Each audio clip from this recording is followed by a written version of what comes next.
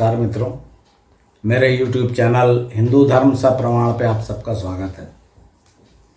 मित्रों, हिंदू धर्म में जो बातें मैं आपको बताता जा रहा हूँ एक एक कर सब बहुत महत्वपूर्ण है और हर एक एपिसोड जो है वो हिंदू धर्म के किसी न किसी पार्ट को लेकर विस्तृत विवरण मैंने दिया है।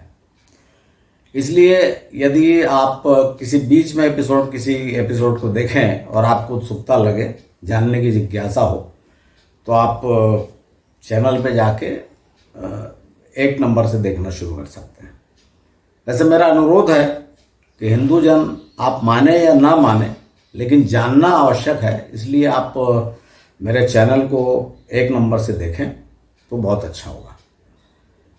मित्रों, क्या है कि देखिए इस समय यूट्यूब और सोशल मीडिया के ज़माने में जब बहुत ही पुराने टाइप के पाखंड भरे बातें बताई जा रही, बहुत से लोग तो पुराण में जो लिखा है वही वर्णन कर देते हैं और बहुत से लोग इसका मजाक उड़ाते हैं, गाली बकते हैं। दोनों बातें गलत हैं, क्योंकि पाखंड जरूर आ गया है, लेकिन हमेशा याद रखना चाहिए कि यही हमारा इतिहास है। भारत की संस्कृति, हिंदुओं की संस्कृति, हिंदुओं का इतिहास, आखिर ये पुराण और वेद ही हैं। तो इसमें मैंने अब तक आपको आर्यों का आगमन कैसे का क्या हुआ, क्या सबूत है, से लेकर आज का हिंदू धर्म जो है, आज की जो इसका स्वरूप है, वहाँ तक कैसे पहुँचा ये आपको बताया। उसके बाद हिंदू धर्म में एक एक करके जो महत्वपूर्ण अंग हैं और जिनकी चर्चा होती वो आपको बताया मैंने आपको। और पिछले कुछ एपिसोड में मैंने आपको मनुस्मृति पे भी चर्चा की, जो जातिवाद जो अभिशाप है हिंदुओं के लिए भी और हमारे देश के लिए भी, उस पर चर्चा की। देखिए मित्रों, इसके आगे भी बहुत कुछ है बताने को और मैं जितना हो संभव हो सकता है उसको आपको धीरे धीरे बताता हूँ। जहाँ तक हो सके पाखंड को और बनावटीपन को, चमत्कारों को दूर करके और जो वास्तविकता है वो आपके सामने रखने का प्रयास करता हूँ। आज मैं आपको हिंदू धर्म के एक महत्वपूर्ण अंग संस्कार के विषय में बताऊंगा। देखिए, संस्कार का अर्थ होता है किसी चीज को, किसी भी बालक को या किसी वस्तु को परिष्कृत करना, ट्रिमिंग, पॉलिश करना, तराशना। जैसे कि किसी वृक्ष के पौधे की अपन कटिंग करके छोटे छोटे जिससे खूबसूरत और उसकी खूबसूरती बढ़ जाती है, अपन तराशते हैं। वैसे ही मनुष्य को जब वो बालक होता है या जन्म लेता है, बल्कि जन्म से पूर्व ही तराशने की प्रक्रिया प्रारंभ हो जाती है। हो सकता है आपको अभी ये बात न समझ में आए, लेकिन जब मैं आपको एक एक करके बताऊंगा संस्कार, तो ये स्पष्ट हो जाएगा आपके सामने। मित्रों, हिंदू धर्म में व्यक्ति के 16 संस्कार कहे गए हैं, जो पैदा होने से पहले, मतलब माता के गर्भाधान से प्रारंभ करके मृत्यु पर्यंत ये संस्कार होते हैं। ये 16 संस्कार हैं। तो मैं इसमें जितना हो सके आपको बताने की कोशिश करता हूँ, रुचिकर तरीके से कोशिश करता हूँ। संस्कार का अर्थ तो मैंने आपको बता दिया, किसी चीज को संस्कृत, तभी आदमी को सभ्य कहा जाता है ना। सुसंस्कृत शब्द आपने सुना होगा कि जिसके जो संस्कारित है उसको सुसंस्कृत कहा गया है। तो पहला संस्कार जो है मित्रों, उसे कहा गया है गर्भाधान संस्कार। गर्भाधान संस्कार, अब हो सकता है आप सोचें कि भाई ये भी कोई संस्कार है, लेकिन जो हिंदू धर्म में होता क्या है ना मित्रों, ये अपन भूलते चले जा रहे हैं और अपन धर्म की महत्वपूर्ण बातों को भी उसके पाखंड के कारण, जो पाखंड भर दिया गया है उसके कारण छोड़ते जा रहे हैं। इसीलिए ये स्थिति आई है। गर्भाधान संस्कार जो आजकल कहते हैं ना कि आदमी, जैसे आज की स्थिति क्या है कि यदि किसी व्यक्ति को विवाह के बाद पुत्र पैदा हो जाता है तो वो अपना सर्टिफिकेट समझ लेता है। वो समझता है मैं बाप बन गया, मतलब मेरा सर्टिफिकेट, मैं पूर्ण पुरुष हूँ। वो ये नहीं समझता कि इस बालक को बड़ा करके देश का श्रेष्ठ नागरिक या इसमें समस्त गुण पैदा करना, ये भी उसकी जिम्मेदारी है। तो केवल संतान उत्पत्ति हिंदू धर्म में प्रधानता नहीं दी गई है, बल्कि एक पूर्ण सुसंस्कृत पुरुष का जन्म लेना संस्कार कहा गया है। इसकी प्रक्रिया गर्भाधान के से समय से प्रारंभ हो जाती है। वैसे भी आपको मालूम है कि गर्भाधान से ही किसी व्यक्ति का वहाँ से ही स्टार्ट होता है। तो ये जो अवसर था, इस समय भी बड़ा, देखिए इस समय भी बहुत ऐसा नहीं था जो आजकल का ज़माना है। पहले बहुत पूजा पाठ करके, मन में विचार करके कि पर मुझे एक बहुत बलिष्ठ, स्वस्थ, बुद्धिमान पुत्र चाहिए, इस इच्छा के साथ पति के पास जाया जाता था। इसे ही गर्भाधान संस्कार कहते थे। और इसका बहुत महत्वपूर्ण महत्व इसलिए भी था कि जो हिंदू धर्म में स्त्री को क्षेत्र कहा गया, क्षेत्र अर्थात खेत, और पुरुष उसमें बीजारोपण करता है। तो जिस प्रकार से खेत अच्छा होना चाहिए, उपजाऊ, उसी प्रकार से बीज भी स्वस्थ और अंकुरित हो सके और एक स्वस्थ पौधे को जन्म दे सके, ऐसा होना चाहिए। तो इसलिए पुरुष और स्त्री दोनों को स्वस्थ, सबल, निरोग होना चाहिए गर्भाधान के समय। ये ऐसी आवश्यकता बताई गई थी। तो खैर इस पे मैं ज़्यादा नहीं बोलूँगा। गर्भाधान संस्कार हो गया पहला। दूसरा संस्कार देखिए इतना सुंदर है, जब मैंने पढ़ा मुझे भी नहीं मालूम। दूसरा संस्कार का नाम है पुंसवन संस्कार। मुझे इसके बारे में नहीं मालूम था। गर्भाधान संस्कार के बारे में तो सबको पता रहता है, लेकिन पुंसवन संस्कार क्या होता है और ये इतना सुंदर है। देखिए पुंसवन संस्कार तो आर्यों के द्वारा किया जाता था पुत्र प्राप्ति के लिए। पुत्र प्राप्ति ही आर्यों का उद्देश्य होता था। विवाह जो है पुत्र प्राप्ति के, क्योंकि आर्यों के लिए पुत्र जन्म बहुत आवश्यक होता था। क्यों आवश्यक होता था, मैं आप इस श्लोक के माध्यम से देखिए। एक श्लोक आपके सामने आ जाएगा। पहला जो श्लोक है उसका अर्थ होता है, ये मनुस्मृति के श्लोक हैं दोनों। पहले श्लोक का अर्थ है, पुत्र के जन्म से मनुष्य स्वर्ग प्राप्त करता है और पौत्र के जन्म से दीर्घ काल तक स्वर्ग में रहता है।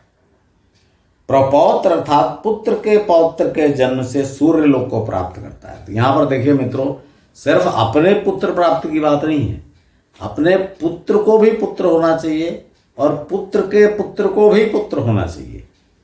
ये मतलब उद्देश्य इतना, मतलब आर्यों की आप सोच देख सकते हैं कि क्यों ऐसा है और उसका क्या कारण है। ये दूसरा श्लोक देखिए, ऐसा क्या कारण है कि आदमी को केवल पुत्र ही चाहिए।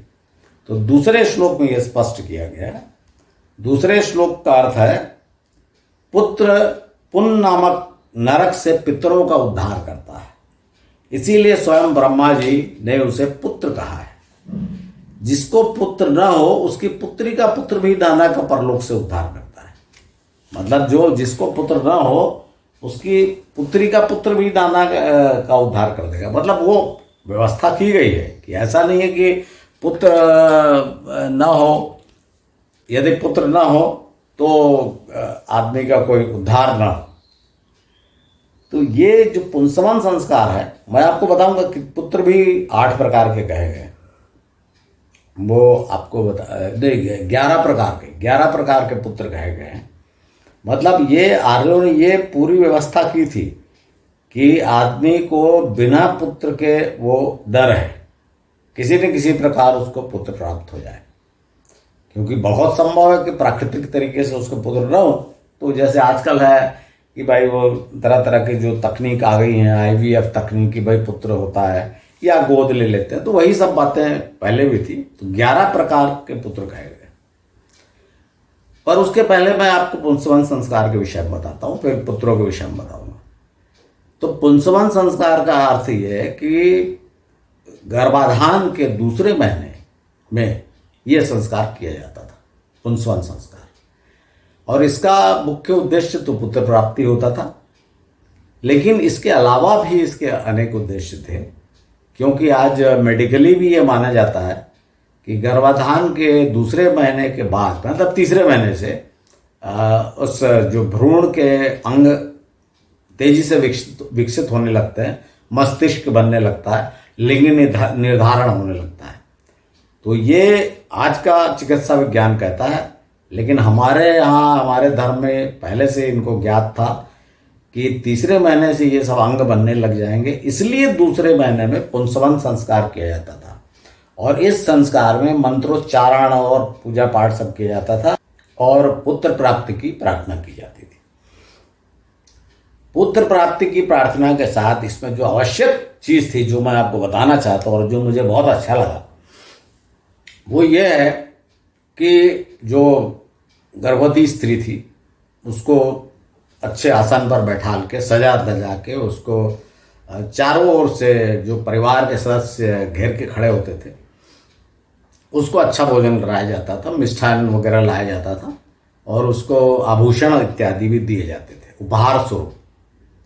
और इस समय परिवार के सदस्यों के सामने सम्मुख वो गर्भवती स्त्री यह प्रतिज्ञा करती थी, सबको वचन देती थी, कहना प्रतिज्ञा तो नहीं, सबको वचन देती थी कि मैं अपनी आने वाली संतान का ध्यान रखूंगी, आने वाली संतान को हृष्ट पुष्ट सबल बनाने के लिए मैं समय से अच्छा भोजन करूंगी और अच्छी नींद लूंगी और धर्म के काम जैसे कि भाई आप प्रार्थना करना, ईश्वर का भजन करना, ऐसे उत्तम काम करूंगी। ये सब वो वचन देती थी अपने परिवार, और मैं हमेशा प्रसन्न चित्त रहूंगी। अब इन वचनों का आप ध्यान करिए। आपको पता है कि जब स्वस्थ संतान के लिए माता को अच्छा भोजन खाना चाहिए, क्योंकि वो संतान को लगता है वो पचा पचाया भोजन नाभि के द्वारा जाता है शरीर में। और ये भी आपको पता है कि माता का स्वस्थ होना, प्रसन्न चित्त रहना बहुत जरूरी है, नहीं तो पुत्र पर भी असर पड़ता है। ये तो आपको पता ही है ना कि ये अभिमन्यु वाली कहानी मालूम है ना, कि जो आजकल का नहीं है, पहले मजाक समझा जाता था, लेकिन अब वैज्ञानिकों ने बता दिया है कि जो माता सोचती है, जैसा रहती है, उसका असर संतान पर पड़ता है। तो ये पुंसवन संस्कार का अर्थ है। और सिर्फ वो स्त्री अपने परिवार वालों को वचन नहीं देती थी, परिवार वाले भी उसको वचन देते थे कि हम तुम्हें दुखी नहीं करेंगे, हम तुम्हारा सदा ख्याल रखेंगे, तुम्हें प्रसन्न रखेंगे, तुम्हारे भोजन का ध्यान रखेंगे। ये परिवार वाले भी ऐसा करते थे। अब देखिए, ये इतनी सुंदर बात है। और इसका तो जो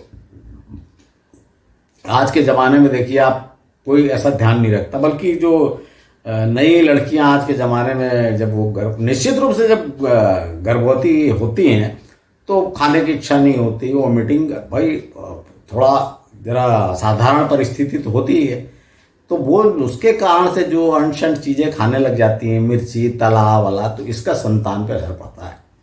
इसीलिए कहा गया कि भाई दूध, दही, नारियल पानी, ये सब ज़्यादा खाओ, उससे बच्चा स्वस्थ होगा, प्रसन्न होगा, हृष्ट पुष्ट होगा।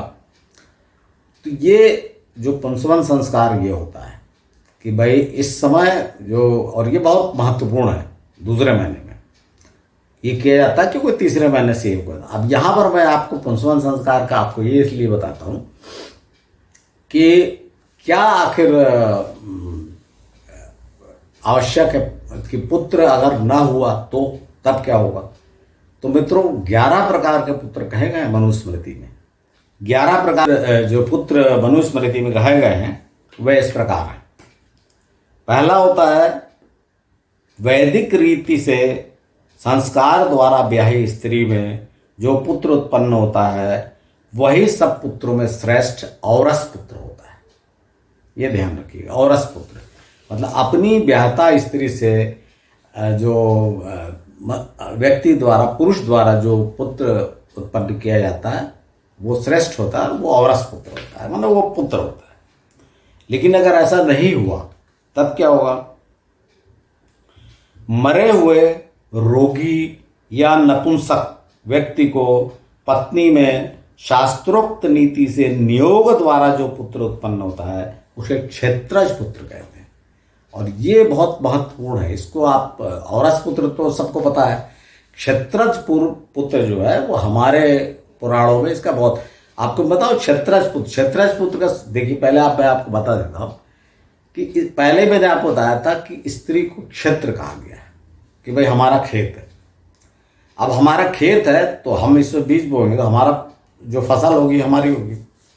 लेकिन यदि हम असमर्थ है, व्यक्ति असमर्थ है संतान पैदा करने में, रोगी है या मर गया है और उसकी कोई पुत्र नहीं है, पुत्र होना आवश्यक है, पुत्र नहीं है, तो किसी दूसरे व्यक्ति के द्वारा पुत्र उत्पन्न किया जाता था। और ये दूसरा व्यक्ति कौन होता था? उसका ही सगोत्र।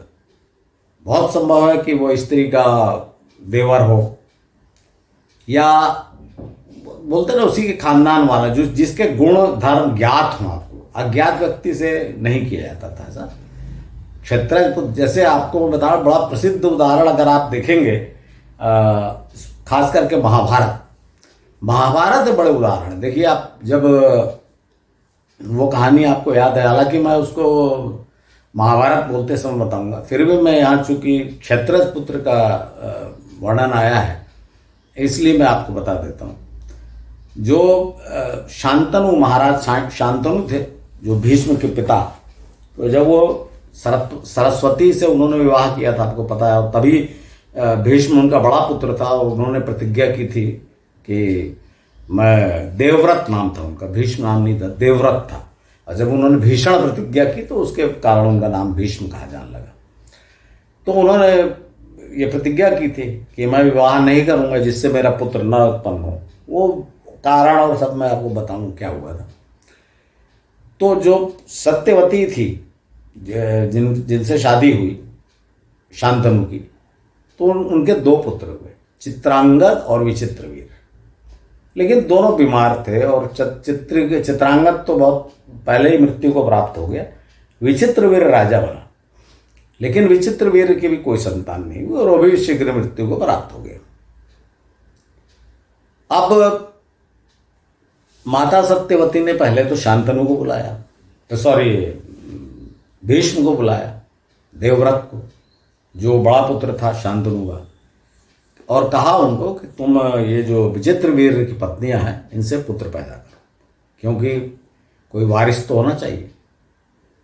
तो देवव्रत ने मना कर दिया, भीष्म ने मना कर दिया कि नहीं, जब मैंने ये प्रतिज्ञा की है कि भाई मेरी संतान, तो भले वो क्षत्रज पुत्र होगा, उनकी संतान कही जाएगी विचित्रवीर की, लेकिन रहेगी तो मेरी संतान, तो मैं ऐसा नहीं कर सकता, मना कर दिया। तब माता सत्यवती ने वेद व्यास जी को बुलाया। देखिए बड़ी विचित्र बात है, और ये मैं आपको बता रहा हूँ ना, आपको विस्तृत रूप से विस्तार पूर्वक मैं आपको बताऊंगा।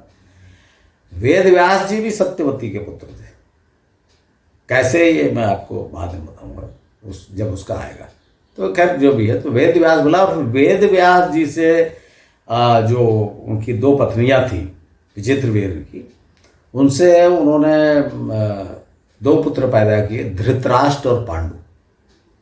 तो यहाँ याद रखने की बात है कि धृतराष्ट्र और पांडु वेद व्यास के पुत्र थे, विचित्रवीर के नहीं थे, लेकिन उनको विचित्रवीर का पुत्र माना गया। जो मैं बताना चाहता था कि विचित्रवीर का पुत्र माना गया क्योंकि विचित्रवीर की पत्नियों से उत्पन्न हुए थे और वे विचित्रवीर के क्षत्रज पुत्र कहे गए।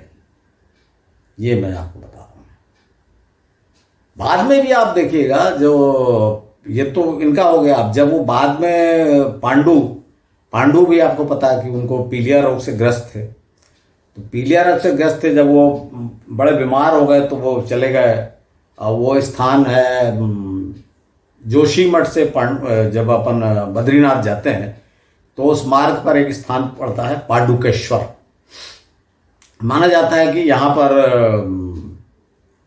पांडु जो थे अपनी दोनों पत्नियों कुंती और माद्री के साथ यहाँ वन में रहने लगे। तो यही दोनों का पुत्र उत्पन्न हुए। जो पांचों पांडव थे, 3 कुंती से और 2 नकुल सहदेव माद्री से उत्पन्न हुए। तो ये पांचों जो थे ये क्षत्रज पुत्र थे। अब वो कहानी आप वो छोड़ दीजिए, क्या कहानी है, वो सूर्य का था और वो इंद्र का था, लेकिन पांडु के नहीं थे। अब ये जो पांचों पांडव हुए ये पांडु के ही पुत्र, इसलिए तो पांडव कहा गया, पांडु के पुत्र कहे गए क्योंकि पांडु की दोनों पत्नियों कुंती और माद्री से उत्पन्न हुए थे। मेरा बताने का अर्थ ये खाली कि ये क्षेत्रज पुत्र है और कितना महत्वपूर्ण है क्षेत्रज। बहुत सारे ऐसे आप देखेंगे तो पहला उदाहरण जो है, जो जब आर्य आए तो जो राजा वेन जिनका पुराणों में वर्णन है, वो बहुत अत्याचारी थे और उनकी मृत्यु हो गई थी बिना पुत्र के। तो उनके मरने के बाद भी वो कहानी है लंबी चौड़ी कि दाएं पैर को मथा गया और बाएं पैर को मथा गया, वो तो आप जानते हैं ये सब आरोपित कल्पित कहानियां हैं। मतलब बात यह है कि वेन को भी नियोग द्वारा बाद में पुत्र उत्पन्न हुआ वेन के मरने के बाद, और वो था पृथु। कितना महत्वपूर्ण नाम है, जिसके नाम पर पृथ्वी कहा जाता है इस धरती में। तो वो पृथु भी नियोग द्वारा पैदा हुआ था, कहने का मतलब ये। तो ये क्षेत्रज पुत्र बहुत महत्वपूर्ण कार्य करते हैं, बहुत महत्व है इनका वो पुराणों में। तो ये दूसरा पुत्र हो गया क्षत्रज। अब उसके बाद देखिए यहाँ भी चलिए मान लीजिए ये भी संभव नहीं हुआ, तब क्या कर सकते हैं। मतलब अगर भाई जो पति है वो मर गया या रोगी है और पत्नी को क्षत्रज वाला प्रयास करने के बाद भी संतान नहीं हुई, तब क्या कर सकते हैं। तो इसमें कहा गया है कि माता पिता जिस पुत्र को अपनी, एक ये श्लोक देख लीजिए, माता पिता जिस पुत्र को अपनी खुशी से जल हाथ में लेकर बिना पुत्र वाले को दे देते हैं उस पुत्र को दत्तक पुत्र कहा गया। ये तीसरा पुत्र हुआ कि मतलब अगर कोई आपका सगोत्र है, आपके परिवार का कोई सदस्य, जैसे मान लीजिए कई लोगों को देखा मैंने कि उनके दूसरे भाई के कई बच्चे हो गए या बहन के उसके बहुत से बच्चे हैं, तो माता पिता अगर स्वयं अपने पुत्र को उसको दे देते हैं, निसंतान को, जिसका पुत्र नहीं है उसको अगर दे देते हैं तो इसे दत्तक पुत्र कहा गया। अब ये 3 प्रकार हो गए। अब उसके बाद फिर भी उसके बाद लालसा बनी रहती है पुत्र की, तो अन्य भी कई व्यवस्थाएं थी। जैसे देखिए जिसके जो ऐसा सजाती लड़का जिसके सब गुण दोष आपको ज्ञात हो पहले से, ये अच्छा लड़का है भाई ऐसा, और मान लीजिए कि वो अनाथ है, आपके सजाती है और अनाथ है, तो उसको अपना पुत्र बना लेंगे, मान लेंगे, पुत्र मान कर रख लेंगे। और ऐसे इस पुत्र को कृत्रिम पुत्र कहा गया। अब यहां तक तो ठीक है, आपको समझ में आया, पर इसके आगे जो वर्णन है वो बहुत गजब है। ये श्लोक देखिए, ये बहुत ही गजब वर्णन है। अपने घर में पुत्र, इस श्लोक का अर्थ है अपने घर में पुत्र उत्पन्न हुआ, किंतु यह किससे हुआ यह किसी को नहीं मालूम। ऐसे पुत्र को गूढ़ोत्पन्न पुत्र कहा जाता है और वह उसी का पुत्र माना जाएगा जिसकी पत्नी से उत्पन्न हुआ। देखिए क्षेत्रज में और यहां दोनों में अंतर क्या है। क्षेत्रज में आपको पता था कि आप किस व्यक्ति से, मतलब परिवार वालों को पता था कि किस व्यक्ति से नियोग करवाया जा रहा है। यहां पर पता ही नहीं है, किसी को नहीं पता है, लेकिन अगर पुत्र उत्पन्न हो गया तो वो उस व्यक्ति का ही पुत्र माना जाएगा जिसकी पत्नी थी, और ऐसे पुत्र को कहा जाएगा गूढ़ोत्पन्न पुत्र। अब उसके बाद ऐसा लड़का जिसको माता पिता दोनों ने त्याग दिया, माता पिता जीवित है त्याग दिया, उसको अगर आप पुत्रवत उसको पाल लेते हैं, पालन पोषण करते हैं, तो वह उस व्यक्ति का अपविद्ध पुत्र कहा जाएगा, अपविद्ध पुत्र कहा जाएगा। अब इसके बाद और क्योंकि आर्यों को पुत्र चाहिए था ना, तो हर प्रकार से उन्होंने स्वीकार किया। ऐसा कुछ नहीं है जो लोगों का नहीं कि पुत्र ही चाहिए और ऐसा नहीं। आप बाद में सब पाखंड हो गया कि पुत्र ही चाहिए और तरह तरह तक नहीं। उन्होंने तो कितने 11 प्रकार के मैंने आपको बताया ना। देखिए ये वाला देखिए, पिता के घर में रहने वाली अविवाहित कन्या, अविवाहित जन्मी नहीं, शादी नहीं हुई है, उसका यदि पुत्र उत्पन्न हो गया तो उस कन्या से जो विवाह करता है वो पुत्र उसका माना जाएगा। अब बताइए, विवाह के पहले ही अगर किसी लड़की ने पुत्र उत्पन्न कर दिया तो भी जो व्यक्ति विवाह कर लेगा उससे, और उसको वो पुत्र उसका हो जाएगा। बताइए इससे ज़्यादा और क्या सरलतम बात हो सकती है। अरे हर एक प्रकार से पुत्र को महत्व दिया गया, और कैसे भी येन प्रकारेण कोई लड़का हमारा पुत्र होना चाहिए, ये है।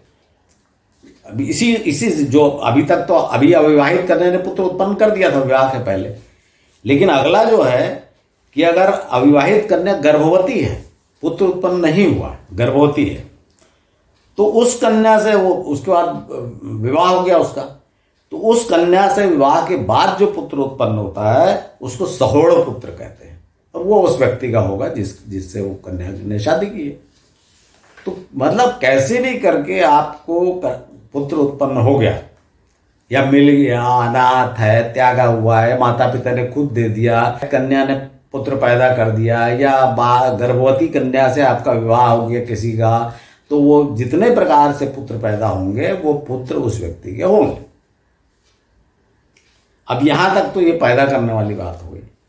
अब अगर ये सब नहीं हुआ तो फिर एक प्रोविजन है, इस श्लोक को देखिए, जो पुत्र कुछ मूल्य देकर माता पिता से खरीद लिया गया मूल्य देकर, तो वह सजाती हो या विजाती हो, उसे क्रीत पुत्र कहा गया, मतलब खरीदा गया पुत्र।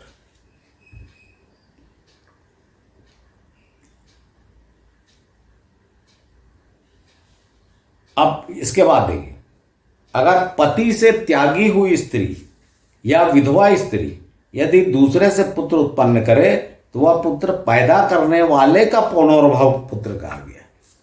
मतलब ये पैदा करने वाले का, उसके पति का नहीं होगा, क्योंकि पति से तो त्याग कर दिया, और या फिर पति मर गया है पहले ही, विधवा स्त्री हो गई है, तो उससे जो पुत्र उत्पन्न होता है तो वो जो पैदा करता है उसका पुनर्भव पुत्र कहा गया।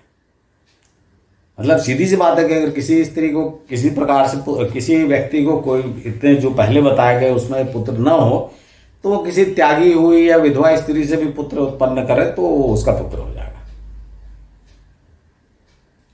अब अगर कोई ऐसा है कि माता पिता अनाथ बालक है, मान लीजिए त्याग दिया है माता पिता ने, वो खुद ही अपने आप को समर्पित कर दे किसी व्यक्ति को कि भाई मेरा कोई नहीं है और मेरे को पुत्र बना लो, मैं आपके साथ रहूंगा, तो भी वह पुत्र हो जाएगा, उसे स्वयं दत्त पुत्र कहा गया है। अब ये देखिए, ये 11 प्रकार के पुत्र हैं। अब 11 प्रकार के पुत्र मैंने अब क्या बचा, कोई ना कोई तो पुत्र हो ही जाएगा, कहीं ना कहीं बना ही लोगे आप। दत्तक है, क्रीत है, हर प्रकार से पुत्र है। अब इसमें क्यों ऐसा कहा गया, पुत्र की इतनी आवश्यकता क्यों है?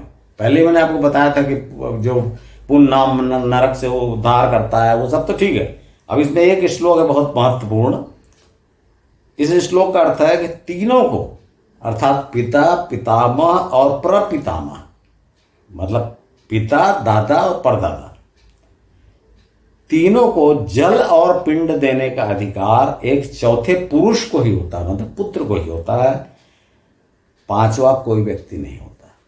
मतलब सीधी सी बात है कि पत्नी या पुत्री उसका पिंडदान नहीं कर सकती, और ये कारण था कि आर्यों को किसी भी हालत में पुत्र चाहिए होता था। ये मैंने आपको जो अभी 11 प्रकार के पुत्र बताए, इससे स्पष्ट है कि आर्यों को पुत्र चाहिए था पिता के अंतिम संस्कार के लिए या पिंडदान वगैरह के लिए, लेकिन वो पुत्र चाहिए था कि मतलब ये नहीं था कि पुत्रियों को मार दो और पुत्र ही चाहिए, मार दे, जैसे बाद में हुआ। मनु के अनुसार या मनुस्मृति के अनुसार 11 प्रकार के पुत्र हो सकते हैं और इसमें किसी को कोई दिक्कत नहीं थी। परंतु एक बात मित्रों, यहाँ पर इन 11 प्रकार के पुत्रों के अलावा एक बहुत ही महत्वपूर्ण बात है जो अक्सर लोगों के नॉलेज में नहीं है और ये मिस हो जाती है। वो ये है कि यदि किसी व्यक्ति की पुत्रियां हैं या पुत्री है, पुत्र नहीं है, और वो किसी भी दूसरे व्यक्ति को अपने पुत्र के रूप में अपनाना नहीं चाहता, क्योंकि अपनी पुत्रियों के अधिकार नहीं कम करना चाहता, तो भी कोई दिक्कत नहीं है। 11 पुत्रों के अलावा 12वां एक प्रावधान और है, और जो बहुत ही सुंदर है। ये श्लोक देखिए आप। इस श्लोक के अनुसार पौत्र और दौहित्र में, दौहित्र मतलब अपनी पुत्री का पुत्र, नाती, पौत्र और दौहित्र में कोई विशेष अंतर नहीं है। दौहित्र भी अपने मातामह का, अर्थात नाना का, दौहित्र भी अपने मातामह का उसी प्रकार पिंडदान आदि क्रियाएं कर सकता है जैसे कि पौत्र। अब बताइए मित्रों, इससे ज़्यादा और आपको क्या स्पष्ट चाहिए। मैंने हर प्रकार का प्रोविजन किया हुआ है। हाँ, इतना जरूर है कि पुत्रियों को यह अधिकार नहीं दिया है, पुत्र को दिया है। अब पुत्र नहीं हो तो पौत्र करें, और सॉरी, पुत्र नहीं हो तो दौहित्र कर सकता है। ऐसे प्रावधान बहुत से बनाए गए हैं। तो आशा है आपको यहाँ तक तो समझ में आ गया होगा कि पुत्र। एक बात मैं यहाँ पर विशेष बात और करना चाहता हूँ कि ये जो आपको ऐसा लगेगा, ये जो मैंने बोला है देखकर या मनुस्मृति पढ़कर, कि पुत्र का महत्व केवल इसलिए था कि अंतिम संस्कार या पिंडदान के लिए, किंतु मित्रों समाज को आप देखिए कि पुत्र के, अब देखिए पुत्रियां तो विवाह करके दूसरे घर चल, पहले तो था ही उस समय जो प्रथा थी उसके अनुसार तो पुत्रियां दूसरे घर चली जाती थी। वो भी बहुत दूर, आना जाना नहीं। आजकल तो आप मोबाइल है, टेलीफोन, जल्दी आ जाते हैं, बात कर लेते। उस समय तो एक बार पुत्री गई घर से तो पता ही नहीं था कब आएगी, क्या होगा। तो इस बीच में अगर क्या मतलब होते ही है, माता पिता वृद्ध जब होंगे तो उनको दैनिक आवश्यकता के लिए अनेक प्रकार की जरूरतें पड़ेंगी। उनकी आवश्यकताओं का ख्याल कौन रखेगा?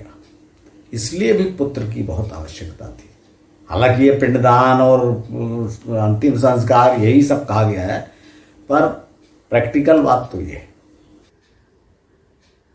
तो इससे आप समझ गए होंगे मित्रों कि ये, हाँ, मैं चलते चलते आपको एक और बात बता दूं कि स्त्रियों, आप सोचेंगे कि भाई ये पुत्र का तो ठीक है, पुत्र के संस्कार हो रहे हैं। यदि पुत्री हो तो देखिए, जब तक गर्भ में है, जैसे कि गर्भाधान संस्कार हुआ और ये पुंसवन संस्कार हुआ, इसके बाद फिर एक संस्कार होता है सीमंतोनयन संस्कार, वो बताऊंगा आपको आगे। तो यहां तक तो आपको पता ही नहीं कि पुत्र है या पुत्री, तो ये संस्कार तो सबके होंगे। तो अगर पुत्री होगी तो भी ये 3 संस्कार हो गए।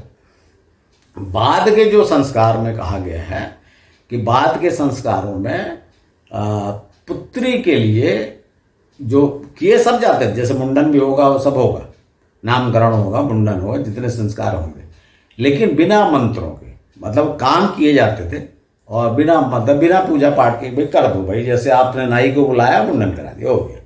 कोई बड़ा धूमधाम हो, सब संस्कार नहीं कहा गया उसको, बस काम करना है। और स्त्री के लिए एक और अन्य श्लोक है, उसमें देखिए ये कहा गया है कि स्त्री के लिए वैदिक रीति से संस्कार एक ही है, और वो है विवाह संस्कार। विवाह संस्कार में तो भाई पुरुष और स्त्री दोनों, मतलब पति पत्नी दोनों बनाए जाते हैं, तो दोनों का वैदिक रीति से होता है। तो विवाह संस्कार ही स्त्री का कहा गया है।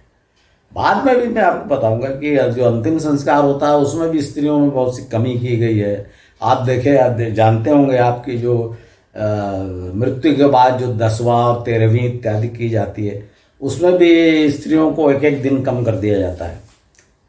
तो मतलब सीधी सी बात है कि पुरुष का, पुत्र का बहुत महत्व था।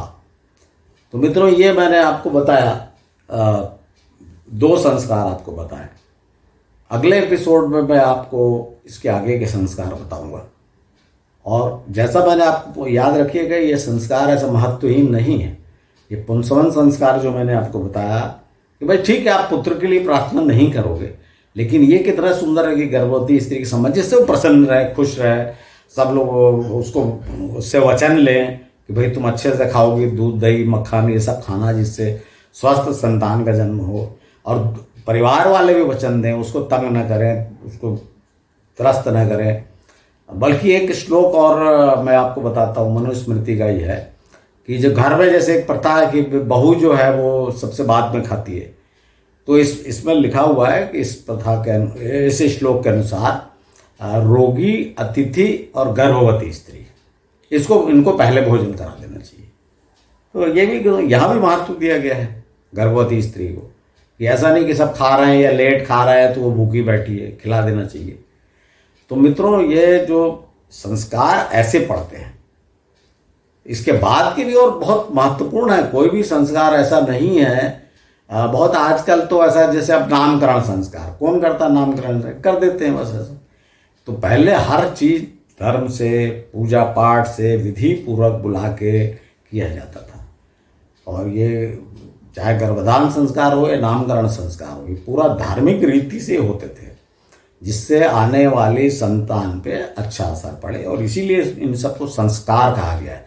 और इसमें ये आप देखिए कि जब वो गर्भ में रहता था, मतलब जो संतान गर्भ में है, तभी से उसका संस्कार शुरू हो जाते थे, तभी से उसको तराशने की क्रिया शुरू हो जाती थी। और वो कितनी महत्वपूर्ण है आपको पता ही है कि जैसे आज के समय में अगर किसी को बहुत, ये आपने देखा होगा जो सारेगामा वगैरह देखते हैं, उसमें आपने देखा होगा कि भाई जो 6-7 साल के बच्चे कितना अच्छा गाते हैं। अगर आप सोचेंगे कि बहुत सीख के गा रहे हैं, तो आप कोशिश कर लीजिए, आप 10 साल भी सीखेंगे तो आप वैसा नहीं गा सकते। तो ये सब कहाँ से आता है? ये सब गर्भ में, भाई आप बोलेंगे जीन से आता है, तो जीन से आता हो तो हर बड़े संगीतज्ञ का बच्चा बहुत बड़ा संगीतज्ञ होना चाहिए? ऐसा नहीं होता, क्योंकि जब वो गर्भ में है कोई व्यक्ति, पुरुष या नारी, उस समय माता क्या सोचती है, क्या सीखती है, क्या करती है, इसका बहुत असर पड़ता है। इन संस्कारों का अर्थ ये है, जो गर्भ में रहने के जो 3 संस्कार हैं। मित्रों, इतना कह के मैं आज का एपिसोड को यहीं समाप्त करना चाहता हूँ, और अगले एपिसोड में आपको आगे के संस्कारों के विषय में बताऊँगा। यदि आपको ठीक लगा हो तो जैसा मैं आपसे अनुरोध करता हूँ, कृपया लाइक, सब्सक्राइब और शेयर करें। धन्यवाद।